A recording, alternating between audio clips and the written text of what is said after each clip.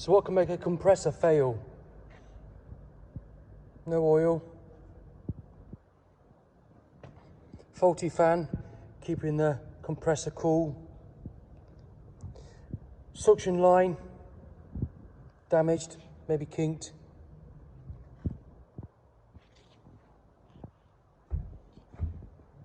low on refrigeration, or too much liquid inside, expansion valve failure,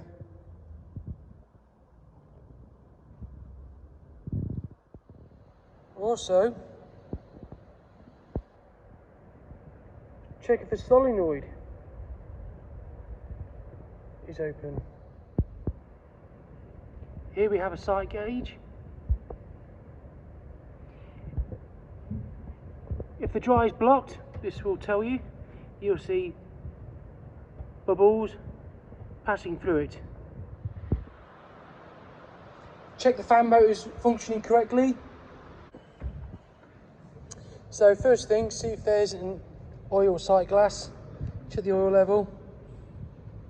Use the correct oils because it can handle minus temperatures. So on this compressor,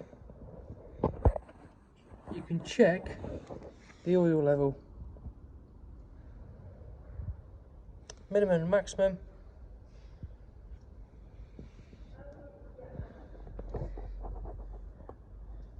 And there's the injection point. Capacitor, overload, relay. Hi guys, so here we have the capacitor. So that's first in line.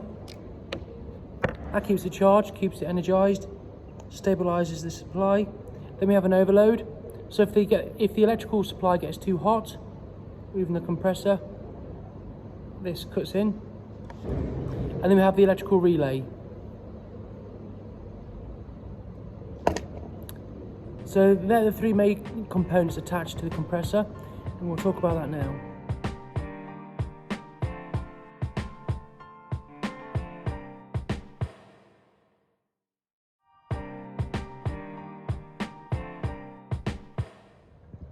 You've got a capacitor.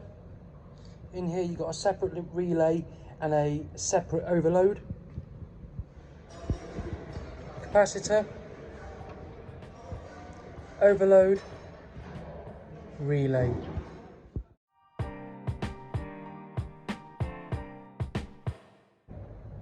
This capacitor stores 79 microfarads, plus or minus 10%.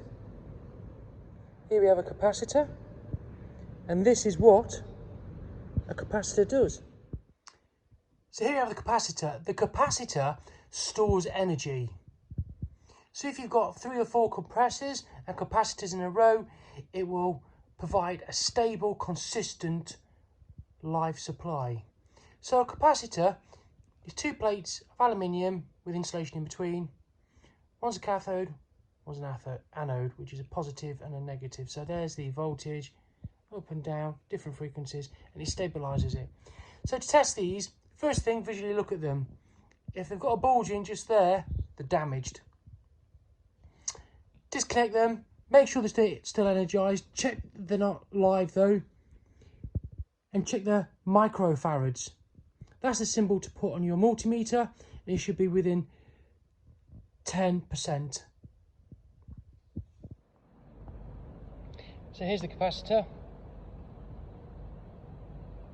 79 microfarads, 10% allowance. This is a 330 volt one. So if you ever go to replace it, always make sure it can handle more voltage than designed. Usually when these go, you'll see a bulge or a lump there. So 2 aluminium plates with insulation in between. So before you take it out and start touching it, just make sure it's not live.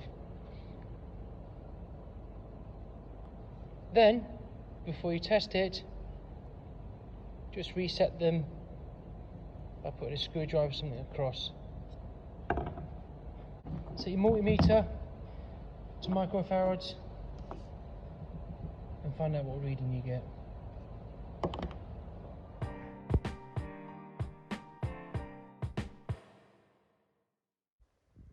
Next component on the compressor is the thermal protection, which is the overload.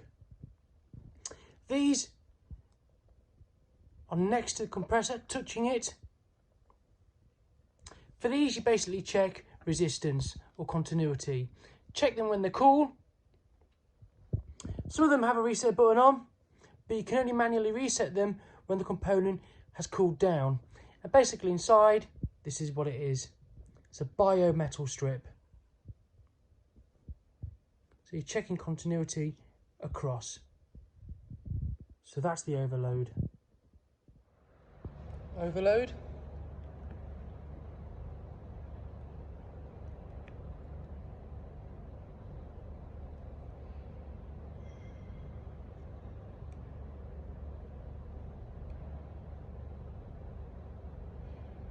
Yep, I'm happy with that.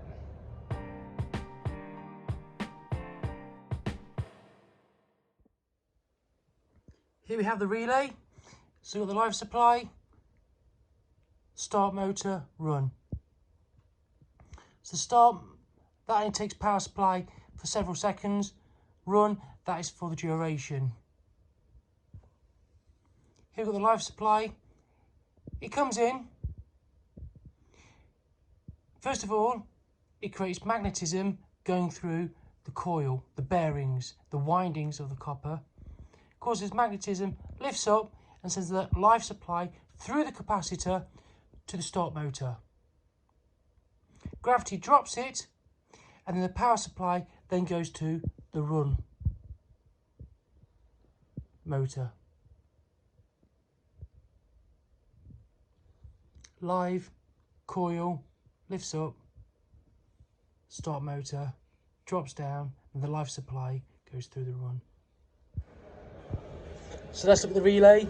I'll pull it off.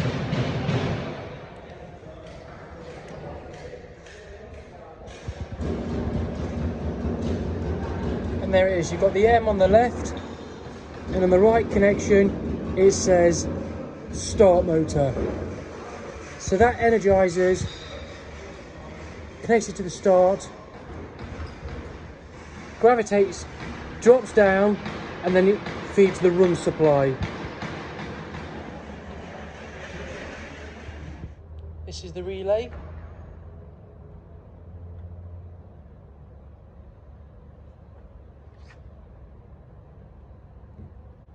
So this is the relay. This usually goes in the bottom.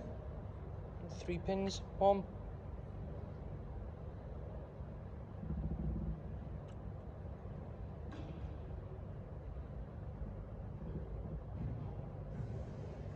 Yep, that's good. That relay is working. These attach into the compressor like so. These are separate, or you can get them combined.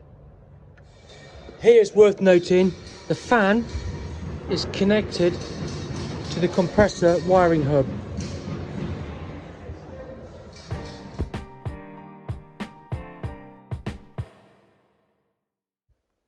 Here we have the compressor motor. So on the compressor you have 3 pins: COM, start, run. So to test this, you check the resistance from COM to start, then from COM to run. Here we have the formula. So the resistance from start to COM to run, you add them together and they should be the same as start to run.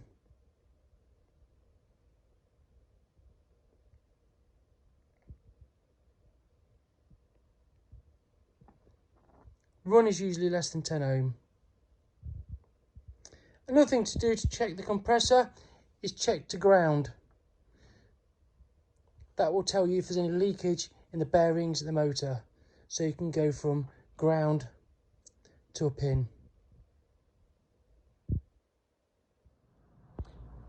So here we have the motor connections. So we have common, start, run. Run is usually below 10 ohm. That's the start. So here we go. Got my multimeter. I'm going to put it on resistance.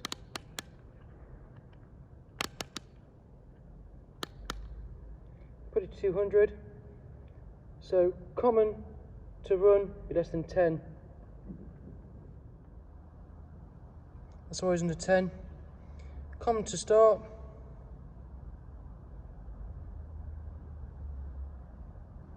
And put 12. So when you go start to run, they should add up to the same. There you go, 15.3.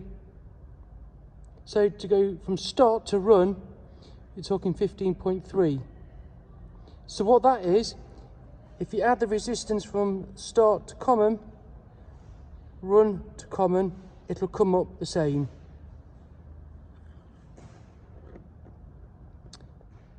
The next thing you can do that a lot of engineers fail to do is check for ground.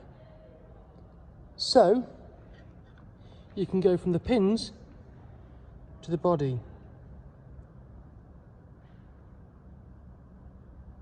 And if there's a break in the cable, break in the winding, it will come up with a fault then.